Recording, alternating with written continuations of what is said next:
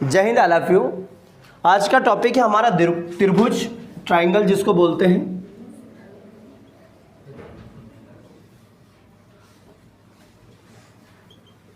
ठीक है, इसको ट्राइंगल कहा जाता है, त्रिभुज। तो सबसे पहले तो ये पता होना चाहिए कि त्रिभुज किसे कहते हैं, फिर त्रिभुज के प्रकार और फिर त्रिभुज से संबंधित कुछ नियम रहेंगे। उन नियम को आज हम डिस्कस करेंगे ताकि पूरे टॉपिक में जब भी वो आए तो आपको वो चीज़ें समझ में आ जाए। तो सबसे पहला है कि त्रिभुज किसे कहेंगे। मैं जो बोल रहा हूँ उनको लिखना ज़्यादातर, क्योंकि लिखेंगे तो पूरा बोर्ड ही भर जाएगा त्रिभुज से ही। ठीक है, तो त्रिभुज किसे कहते हैं, बस मेन पॉइंट को लिखेंगे कि तीन भुजाओं से मिलकर बनी बंद आकृति को त्रिभुज कहा जाता है। ये पहले भी हम डिस्कस कर चुके हैं, एक बार रिवीजन हो जाएगा आपका, है ना। कि त्रिभुज तीन भुजाओं से मिलकर बनी बंद आकृति को त्रिभुज कहते हैं। ये बंद आकृति का मतलब क्या है, मतलब इंग्लिश में बात करें तो एक closed figure bounded by three side. ठीक, अब तीन भुजा का मतलब ये है कि ये जब त्रिभुज बनेगा तो त्रिभुज तीन भुजा जैसे ये है। अब ये त्रिभुज नहीं है क्योंकि ये बंद आकृति नहीं है। ध्यान से समझ लो, इधर बंद आकृति नहीं है। अब बंद आकृति ये कंप्लीट हो चुकी तो अब ये त्रिभुज बन गया। ठीक है, तो त्रिभुज तीन भुजाओं से मिलकर बनी बंद आकृति को त्रिभुज कहा जाता है। ठीक, कितने शीर्ष होते हैं, तो इसमें तीन शीर्ष होते हैं, है ना। तो ये लिख देता हूं शीर्ष, और इस शीर्ष किसे कहेंगे, जहां दो भुजाएं आकर मिलती हो उसे शीर्ष कहते हैं। जहां दो भुजाएं आकर मिलती हो उसे शीर्ष कहते हैं, और जहां मिलती है उस बिंदु को शीर्ष बिंदु कहा जाता है। ठीक है, तो पूरी चीजें समझते चलना कि ये भुजाएं अब यहां मिल रही तो इसको शीर्ष कहेंगे और इस बिंदु को शीर्ष बिंदु कहेंगे। ठीक है, और शीर्ष बिंदु को कैपिटल लेटर बड़े अक्षरों के द्वारा प्रदर्शित किया जाता है। छोटी छोटी चीजें हैं, तब जाके अपन उन प्रश्नों को बहुत अच्छे से डिस्क्राइब कर पाएंगे।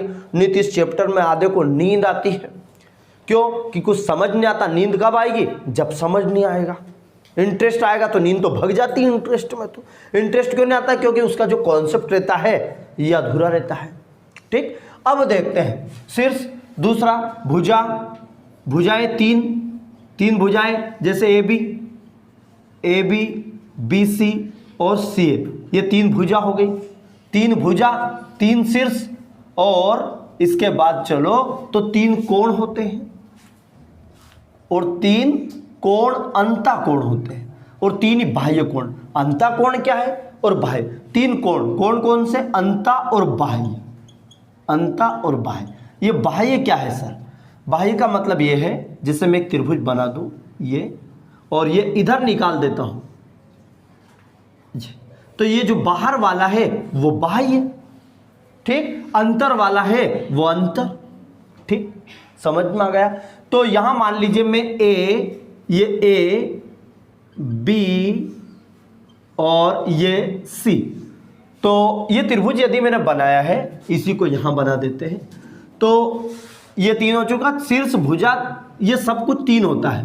कितना होता है, तीन शीर्ष तीन भुजा तीन कोण अंतर। अब अगला है अंतःकोणों का योग। अंतःकोण का योग, कोणों का इसलिए करेंगे क्योंकि तीन कोण है। अंतःकोणों का योग पहले लिखना नहीं है, पूरा अच्छे से समझना है। समझ में आ गया तो आप कुछ पूरा ही लिख दोगे, आपका क्या लिखना है क्या नहीं लिखना। ठीक है, अब देखो अंतः का मतलब है अंदर वाला कोण, शब्दावली विशेष होनी चाहिए अंदर।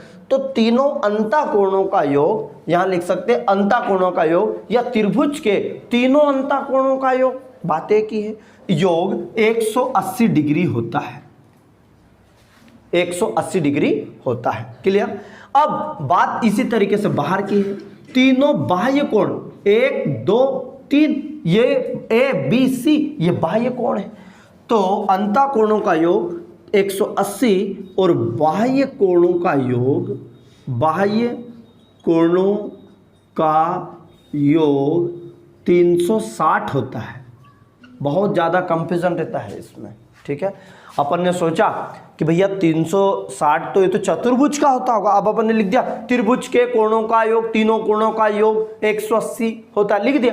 पर कौन सा कोण, अंतःकोण कि बाह्य कोण, तो आप उसमें लिखेंगे अंतःकोण 180, बाह्य कोण पूछे तो 360। कैसे हुआ देखो, आप मान लीजिए कुछ भी हो, ये 60 60 60 कुछ भी, ये मान लिया अपन 60 60 60, ठीक है, 180 हो गया तीनों। अब बाह्य जो बचा, आप जानते हैं कि ये रेखिक युग्म बना है, देखो रेखिक युग्म है, यदि ये 60 है तो इधर का 120 होएगा, क्योंकि रेखिक युग्म हमने पिछले चैप्टर में किया। रेखिक युग्म दो कोणों का योग 180, तीन कोण हो तो 180, एक ही रेखा पर स्थित सभी कोणों का योग 180 होता है, उसे रेखिक युग्म कहते हैं। अब इसी तरीके से बाहर भैया तो ये भी 120 हो गया, और ये इधर वाला 60 है तो भैया ये भी 120।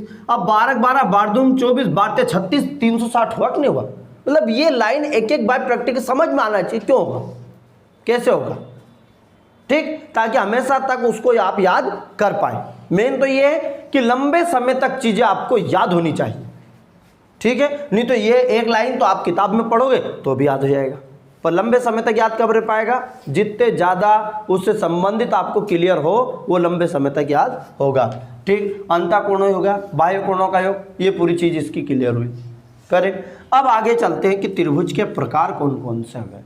तो त्रिभुज के प्रकार पहले भी हम पढ़ चुके हैं, पर एक बार और फिर देख लेते हैं। प्रकार भुजा के आधार पर भी होते हैं, कोण के आधार पर भी होते हैं, सभी को मैं लिखते चलूँगा। जैसे कि पहला है समबाहु, समबाहु त्रिभुज, समबाहु त्रिभुज किस, ये त्रिभुज का चिन्ह है, समबाहु त्रिभुज। समबाहु त्रिभुज किसे कहते हैं? ऐसा त्रिभुज जिसके तीनों कोण और तीनों भुजाएं बराबर हो। मैं बोल रहा हूं और नीचे डिस्प्ले पर चल रहा है लाइन, जो मैं बोल रहा हूं ना ऐसी कैसे डिस्प्ले पर चल रही है, इसको आपको नोट करना है, ठीक है, ताकि कम समय में ज़्यादा चीज़ें होंगी, ठीक है ना, ये ध्यान रखा। तो समबाहु त्रिभुज किसे कहेंगे? ऐसा त्रिभुज जिसकी तीनों भुजाएं एवं तीनों कोण बराबर हो उसे समबाहु त्रिभुज कहते हैं, करेक्ट। जैसे AB और BC बराबर CA, तीनों भुजा बराबर, कोण A, कोण B और कोण C तीनों भुजा बराबर अर्थात 60 डिग्री। यहाँ ये भी लिख सकते हैं प्रत्येक कोण का मान 60 डिग्री होता है, प्रत्येक कोण का मान 60 डिग्री होता है, क्लियर। क्यों होता है? 60 60 60 180, तीनों कोण बराबर है तो 180, त्रिभुज के तीनों कोणों का योग हम क्यों रटे कि 60 डिग्री होता है, तो हम जानते हैं त्रिभुज के तीनों कोणों का योग 180 होता है। 180 को 3 में बांट दो तो 60 60 60 60 आ जाएंगे, या 3 का भाग लगा दो, ठीक है ना। अब देखते हैं, तो समबाहु हो गया।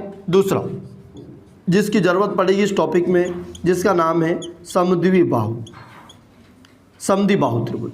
समद्विबाहु त्रिभुज किसे कहेंगे? तो यहाँ समझते चले, है ना, एक साथ आप नोट कर लेना। समद्विबाहु त्रिभुज किसे कहेंगे? ये है, मान लीजिए त्रिभुज AB और ये लिख दिया मैंने C। समद्विबाहु त्रिभुज का मतलब, यहाँ नाम है सम यानी बराबर, द्वि यानी दो, बाहु यानी भुजा, बाहु यानी भुजा। ऐसा त्रिभुज जिसकी दो भुजा बराबर हो, समद्विबाहु, बाहु यानी भुजा, ठीक है। तो समद्विबाहु ऐसा त्रिभुज जिसकी दो भुजा बराबर हो, दो भुजा बराबर हो, साथ ही बराबर भुजाओं के सम्मुख कोण बराबर हो। देखें यहां लिख दूंगा मैं, क्या लिखा अपन ने कि दो भुजा बराबर हो, ऐसा त्रिभुज जिसकी दो भुजा बराबर हो, जिसकी दो भुजा बराबर हो। और बहुत इंपॉर्टेंट लाइन, ये नहीं लिख सकते हम दो कोण बराबर है, लिख सकते हैं, पर यदि पहली लाइन आप क्या लिख रहे हैं, वो थ्योरम स्टेटमेंट प्रूफ करने के लिए भी आता है, ये वाला समद्विबाहु त्रिभुज का, जिसकी दो भुजा बराबर हो और बराबर भुजाओं के सम्मुख कोण, बराबर भुजाओं के सम्मुख कोण भी बराबर हो, मुख कोण बराबर हो। पक्की बात। यदि दो भुजा बराबर हो या दो कोण बराबर हो, क्या लिख दिया अपन ने, या तो दो भुजा बराबर हो या दो कोण बराबर होंगे, तो ये एक थ्योरम आती है कि यदि बराबर भुजा है तो उनके सम्मुख कोण बराबर होंगे, और यदि कोण बराबर होगा तो उनकी सम्मुख भुजा भी कैसी होगी, बराबर होगी। करेक्ट है। तो दो चीज कैसे, तो चित्र से क्या देखेंगे हम, यहां पर देखो कि ए बी बराबर, चित्र से ए बी और बराबर ए सी, ये दो भुजा बराबर, ए बी बराबर ए सी, ये दो भुजा बराबर। तो कौन से दो कोण बराबर हुए, ए बी के सामने का जो कोण, सम्मुख मतलब आमने सामने, जैसे आप मेरे सामने बैठे, इसको सम्मुख बोलते हैं। क्या बोलते हैं, एक दूसरे के सामने मुंह करके बैठे, इसको सम्मुख बोलते हैं। समझ पा रहे हैं, सम्मुख का मतलब आमने सामने। ठीक है, अब देखें ए बी के सामने कौन बैठा है, तो आप बोल देंगे सी बैठा है। ठीक, ए सी के सामने कौन बैठा है, तो कोण बी बैठा है। ठीक है, तो कोण बी बराबर कोण सी, बराबर भुजाओं के सम्मुख कोण बराबर होते हैं। सम्मुख कोण जिसके बराबर हो या दो कोण बराबर हो तो बराबर कोण की सम्मुख भुजा बराबर होती है। ये दो लाइन इसी से, फिर से, बराबर भुजाओं के सम्मुख कोण भी बराबर होते हैं, बराबर कोण के सम्मुख भुजा भी बराबर होती है। ये लाइन आपको अच्छे से करना है। ठीक है, ये आगे भी अपने को काम आएगी। समद्वि बाहु के बाद लेट्स एक बचा विषम बाहु त्रिभुज। विषम बाहु का मतलब होता है कि ऐसा त्रिभुज जिसकी तीनों भुजाएं असमान हो, जिसकी तीनों भुजाएं असमान हो, बराबर हो, अलग अलग हो, तीनों कोण भी अलग अलग हो, वो क्या कहलाएंगे, हमारे विषम बाहु त्रिभुज। ठीक है, आगे बात करते हैं हम समकोण त्रिभुज। समकोण त्रिभुज, समकोण त्रिभुज किसे कहते हैं, ऐसा त्रिभुज, समकोण त्रिभुज ऐसा त्रिभुज जिसका एक कोण 90 डिग्री का हो, एक कोण 90 डिग्री का हो, उसे समकोण त्रिभुज कहते हैं। क्या लिखा हमने कि ऐसा त्रिभुज जिसका एक कोण 90 डिग्री का हो, समकोण त्रिभुज कहलाता है। ये लाइन जो मैं बोल रहा हूँ, ये नीचे डिस्प्ले पे जो आ रही है, इसको आपको लिखना है। करेक्ट है, आगे चलते हैं। समकोण हो गया, दूसरा है अधिक कोण त्रिभुज। अधिक कोण त्रिभुज ऐसा त्रिभुज जिसका एक कोण का मान 90 डिग्री से ज्यादा हो। ऐसा त्रिभुज जिसके एक कोण का मान 90 डिग्री से ज्यादा हो, वो अधिक कोण मतलब ज्यादा हो गया, 90 से ज्यादा हो गया, तो वो अधिक कोण त्रिभुज। अगला न्यून कोण त्रिभुज। न्यून कोण किसे कहेंगे, ऐसा त्रिभुज जिसके प्रत्येक कोण का मान 90 डिग्री से कम हो। 50, 60, 70, देखो 7, 6, 13, 130 और 50। हिंदुस्तान का कोई सा भी त्रिभुज हो या विश्व का कोई सा भी त्रिभुज हो, उसके तीनों कोणों का योग, अंतः कोणों का योग 180 होगा। चाहे वो न्यून कोण हो, चाहे वो समकोण हो, चाहे समद्विबाहु हो, चाहे विषम बाहु हो, चाहे अधिक कोण त्रिभुज हो, समद्विबाहु समकोण त्रिभुज हो, सभी का मान 180 होगा। ठीक है, तो समझ में आ गया। न्यून कोण किसे कहेंगे, ऐसा त्रिभुज जिसके प्रत्येक कोण का मान 90, प्रत्येक कोण, एक कोण नहीं, प्रत्येक कोण का मान 90 डिग्री से कम हो, न्यून कोण त्रिभुज। अधिक कोण, एक कोण का मान, यहां प्रत्येक हुआ, एक कोण का मान 90 से ज्यादा हो। समकोण, एक कोण का मान 90 डिग्री हो। ये पूरे प्रकार आ गए हमारे, समझ पाए कि जिसको आप अच्छे से।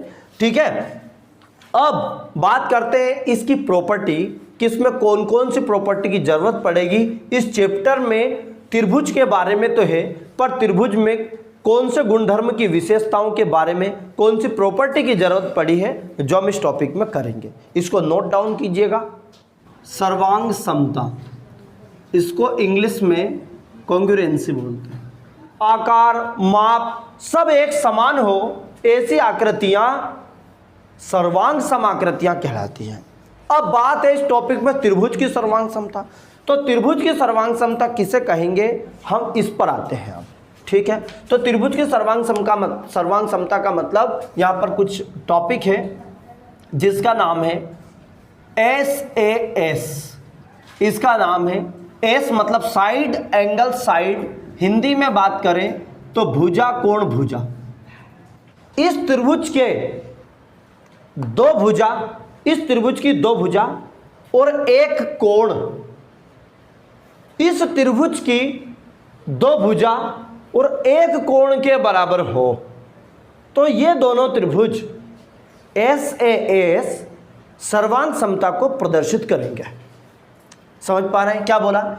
इस त्रिभुज के, ये आपके उस पर भी लिखा जो डिस्प्ले पर चल रहा है, मैं उसको डिस्क्राइब कर रहा हूं। इस त्रिभुज की दो भुजा, साइड साइड दो भुजा और एक कोण, कोई सा भी, चाहे ए बी सी, एक कोण दूसरे त्रिभुज की, मतलब इस त्रिभुज की बात है, इस त्रिभुज की हो गई, दूसरे त्रिभुज की दो भुजा और एक कोण के बराबर हो तो दोनों त्रिभुज एस ए एस सर्वांग समता को प्रदर्शित करेंगे। ठीक है, जैसे अब एग्जाम्पल, दो त्रिभुज, भुजा कौन कौन सी बराबर हो गई? ए बी बराबर डी ई, सूझ पड़ गई? ए बी बराबर डी ई, ए सी बराबर डी एफ, दो बराबर हो गई। क्या बताए? एक त्रिभुज की दो भुजा दूसरे त्रिभुज की दो भुजा के बराबर हो, साथ ही एक कोण बराबर हो, कोई सा भी एक बराबर कर दो, कोण ए, कोण डी, या इन्हीं का हो तो आप कोई सा बी या ई, सी या एफ, कोई सा भी एक कोण। क्या लिखा? एवं, क्या लिख दिया आपने? कोण ए बराबर कोण डी, दो भुजा बराबर एक कोण बराबर, दो भुजा बराबर और एक कोण बराबर, तो वो एस ए एस को भुजा कोण भुजा को प्रदर्शित करेगा। क्या बात? ऐसे का मतलब ऐसे दो त्रिभुज जिसके दो कोण बराबर हो, दो कोण एंगल, दो कोण एक भुजा, दो कोण एक भुजा, समझ पड़ गया? तो ऐसे त्रिभुज जिसके दो कोण बराबर हो एवं एक भुजा बराबर हो। ये किसकी बात है? कि कभी दूसरे कभी ऐसे बोलता हूं, किसी एक त्रिभुज की, एक त्रिभुज मिल गया, एक त्रिभुज के दो कोण, एक त्रिभुज के दो कोण दूसरे त्रिभुज के दो कोण, सूझ पड़ गया? एक त्रिभुज के दो कोण मतलब बी और सी, एक त्रिभुज के दो कोण दूसरे त्रिभुज, ये दूसरे नंबर का त्रिभुज हो चुका, दूसरे त्रिभुज के दो कोण के बराबर हो एवं एक भुजा साइड, एवं कोई सी भी एक भुजा बराबर कर दो आप, ये ए बी या ए बी बराबर, तो इधर की भुजा कौन सी हो चुकी? डी ई, एवं साथ ही एक इस त्रिभुज की एक भुजा दूसरे त्रिभुज की भुजा के बराबर हो। तो ये कैसा लिखेंगे हम?